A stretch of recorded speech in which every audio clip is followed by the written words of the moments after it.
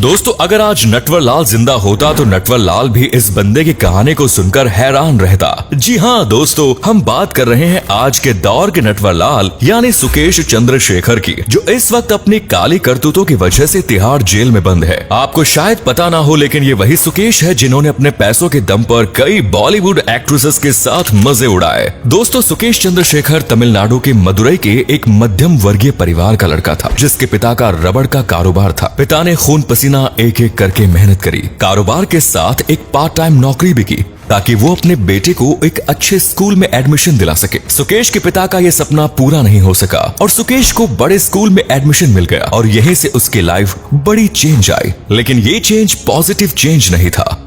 बड़े स्कूल में जाकर सुकेश इन्फेरियोरिटी कॉम्प्लेक्स का शिकार हो गया। स्कूल के बाकी बच्चे बड़ी महंगी कारों से आया करते थे और अपने पापा के साथ उनके पुराने स्कूटर से ये सुकेश आता था। इसीलिए सुकेश ने ठान लिया कि कैसे भी करके वो अमीर बनकर रहेगा। यहाँ वो कुछ अच्छा करके भी बड़ा आदमी बन सकता था, लेकिन उसने चुना ठगी का रास्ता और ये सब उसने अपने स्कूल के दिनों से ही शुरू कर दिया था। जब वो अपने स्कूल में था तभी उसने एरिया के पुलिस कमिश्नर के नाम से एक लेटर बनवाया जिसमें लिखा था कि वो पूरे कर्नाटक में कहीं भी आ जा सकता है। उस समय सुकेश बालिग भी नहीं था, लेकिन फिर भी वो बड़े आराम से गाड़ियों में घूमता था और कोई उसे रोकता भी नहीं था। लेकिन वो कहते हैं ना कि 4 दिन की चांदनी फिर अंधेरी रात, यहाँ भी ऐसा ही हुआ। दरअसल एक बार वो अपनी गाड़ी से कहीं जा रहा था और एक पुलिस ऑफिसर ने उसे रोक लिया। हमेशा की तरह सुकेश ने भी वही कमिश्नर वाला लेटर दिखा दिया, लेकिन उसे पता नहीं था कि ये ऑफिसर वही कमिश्नर है जिनके नाम से उसने फर्जी लेटर बनवाया है। ऑफिसर सारा माजरा समझ गया और उसके पिता और सुकेश को जेल में डलवा दिया गया। लेकिन इसके बाद भी सुकेश की गलतियों का सिलसिला नहीं रुका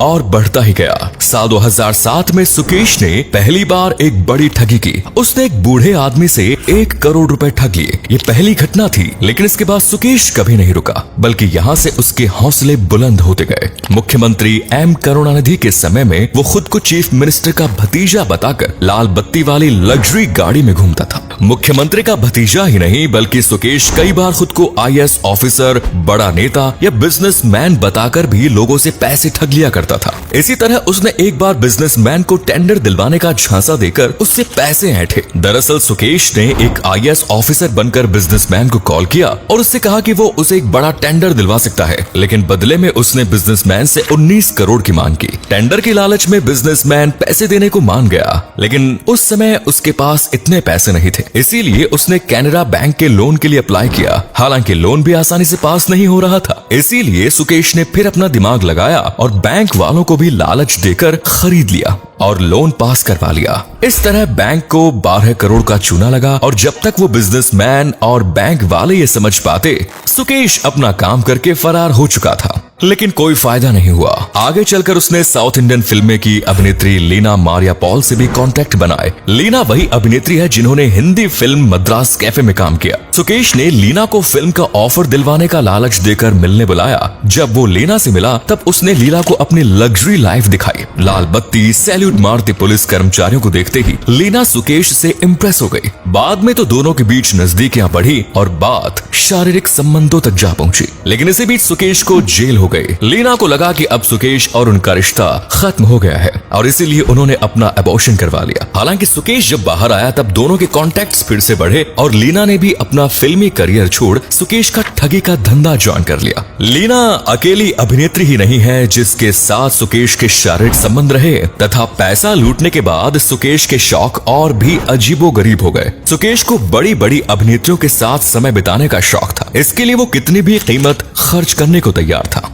उसने बॉलीवुड की फिल्म अभिनेत्री नोरा फतेही, भूमि पेडनेकर, जैकलीन फर्नांडिस, सारा अली खान जैसी कई हीरोइंस पर आजमाया, लेकिन इनमें से कुछ हीरोइनों ने उनके गिफ्ट एक्सेप्ट नहीं किए और उसका शिकार होने से बच गई। लेकिन जैकलीन फर्नांडिस उसका शिकार होने से नहीं बच सकी। गिफ्ट्स मिलने के बाद दोनों का संपर्क हुआ और हयात होटल में दोनों की मीटिंग फिक्स हो गई। जैकलीन को लेने के लिए सुकेश ने मुंबई एयरपोर्ट पर 1.5 लाख रुपए प्रति घंटे के किराए वाला एक प्राइवेट जेट भेजा, जिसके बाद हयात होटल में दोनों की मुलाकात हुई, जहां दोनों ने साथ में एक रात गुजारी। जैकलीन से संपर्क बढ़ाने के लिए सुकेश ने उनके विदेश में रहने वाले रिश्तेदारों को करीब 7 करोड़ रुपए के गिफ्ट्स दिए। सुकेश के साथ संबंधों का नतीजा ये हुआ कि आज जैकलीन भी ईडी का शिकार हो चुकी है। और सिर्फ हीरोइंस ही नहीं बल्कि सुकेश पॉलिटिकल लीडर्स को भी अपना शिकार बना चुका था। जयललिता की मौत के बाद जम्मू कश्मीर की पार्टी दो हिस्सों में बट गई और दोनों पक्षों के बीच चुनाव चिन्ह को लेकर झगड़ा हुआ। तो सुकेश ने इस मौके का फायदा उठाया। सुकेश ने शशिकला के भतीजे दिनाकरण को कॉल किया और खुद को इलेक्शन कमीशन में एक अफसर का करीबी बताया। उसने दावा किया कि वो उन्हें पार्टी का चिन्ह दिलवा सकता है,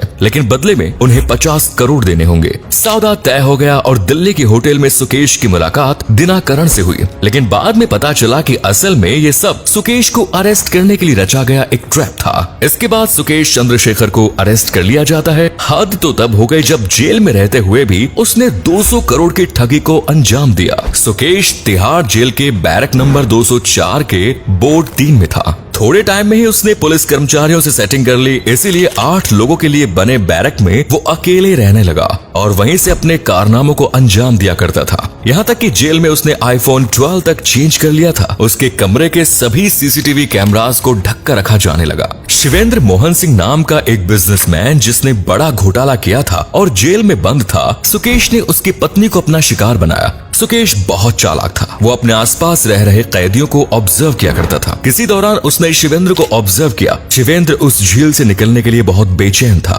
उसने शिवेंद्र से अपनी नजदीकी बढ़ाई और उसके करीबियों की जानकारी ली। धीरे धीरे करके उसने शिवेंद्र की पत्नी अदिति का नंबर ले लिया और फिर बड़े ही चालाकी से अदिति को कॉल करके उसने कहा कि मिनिस्ट्री ऑफ लॉ का एक अफसर है और सरकार शिवेंद्र को जेल से बाहर निकालने का प्लान कर रही है, क्योंकि मेडिकल क्षेत्र में उसका काफी योगदान है और कोरोना टाइम में शिवेंद्र जैसे लोगों की देश को काफी जरूरत है। सुकेश ने फोन पर ऐसी सेटिंग कर रखी थी कि सामने वाले को वही नाम दिखता था जो वो दिखाना चाहता था और इसीलिए अदिति को भी लगा कि वो मिनिस्ट्री ऑफ लॉ से आया है। अगली बार सुकेश फिर से खुद को होम मिनिस्ट्री का अफसर बताकर कॉल करता है। यहाँ तक कि वो ये ज्यादा करता है कि होम मिनिस्टर अमित शाह उसके सामने बैठे हैं और पूरा मामला सुन रहे हैं ताकि शिवेंद्र की रिहाई की प्रोसेस शुरू हो सके। अगली बार तो हद ही हो गई, क्योंकि सुकेश ने खुद को पीएम मोदी का सेक्रेटरी बता दिया। इस तरह कई बार बेवकूफ बनाकर शिवेंद्र की पत्नी से कुल 200 करोड़ रुपए ठग लिए।